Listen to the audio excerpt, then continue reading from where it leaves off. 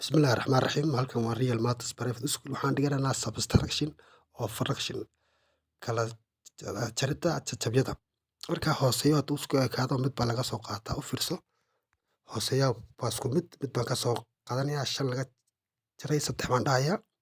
Kabacdi oo loos dhigay 9 baan dhahayaa. Marka maxaan helayaa? Waa 2 loos dhigay 9 bay isoo baxaysaa. Su'aasha koowaad inta hooseeyo hadduu isku ekaado mid baa laga soo qaataa. Su'aasha labaad waxaan dhahayaa marka ugu horeysa 6 baan qaadanay. 6 laga jaray 5 baan leeyahay.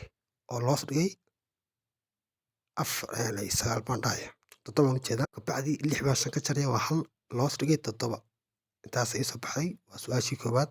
Hooseeyo hadduu isku ekaado mid baa laga kan kale hooseeyo wuu kala duwan yahay. Maxaan sameynaynaa? Isweydaar baan isku dhufanaa. Marka ugu horeysa 3 ku dhufo waa 9.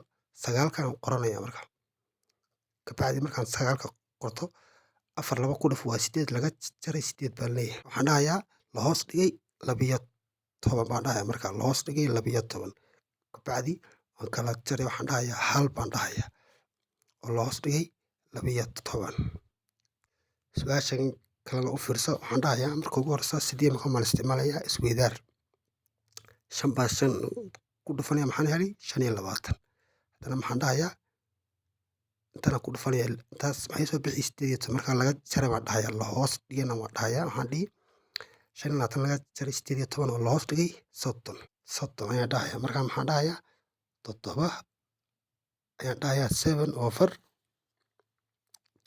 7/30 ayay isoo baxday. Su'aasha waan fahantaan maleynayaa.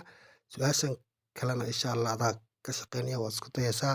Waad fahantaan maleynayaa. Halkan waa Real Matters Private School. Assalaamu calaykum waraxmatullaahi wabarakaatuh.